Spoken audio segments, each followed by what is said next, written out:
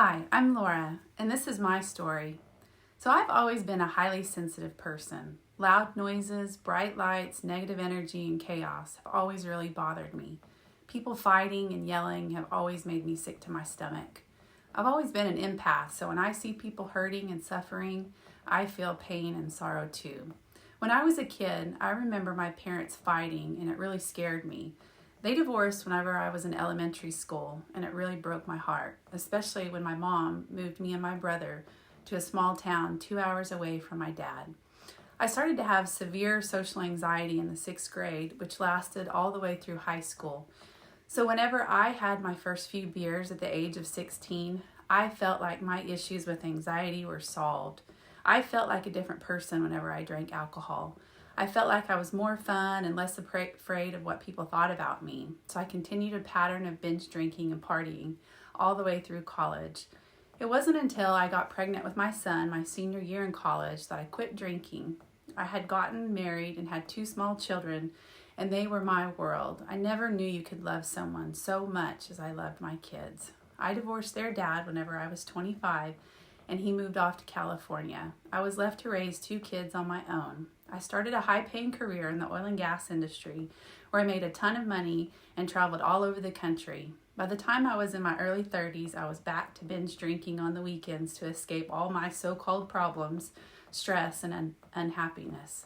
I had breast augmentation surgery whenever I was 31 and started to get very ill and almost died by the time I was 34.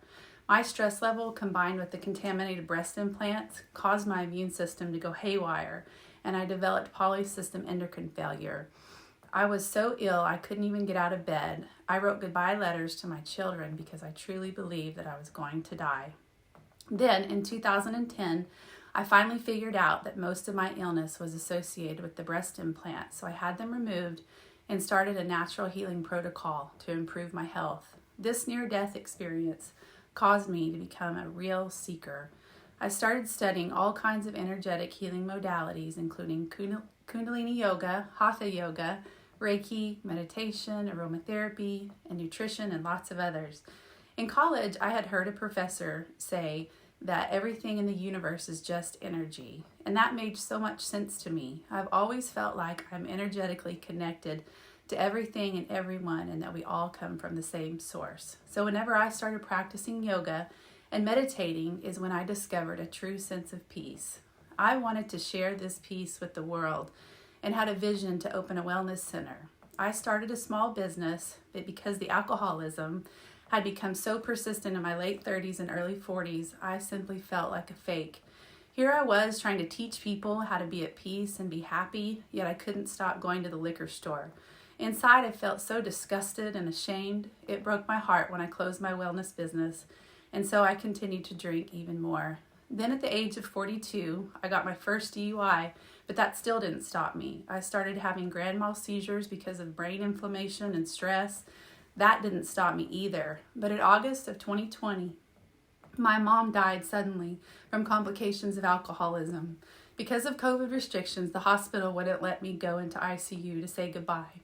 I became the personal representative of her estate and had to take care of all of her estate and funeral arrangements. 2 months after her death, I got a second DUI, and that is when I decided if I didn't do something drastic that I would end up dead like her. So I tapered off of alcohol and haven't touched it since November 5th of 2020.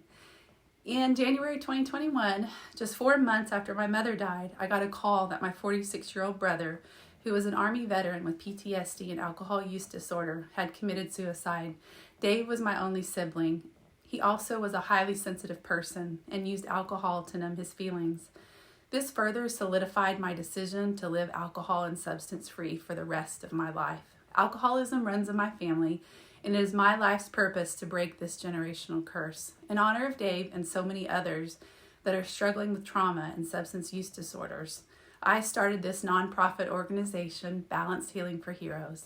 Please check out our app and our website and let me know how we can help you create balance in your life.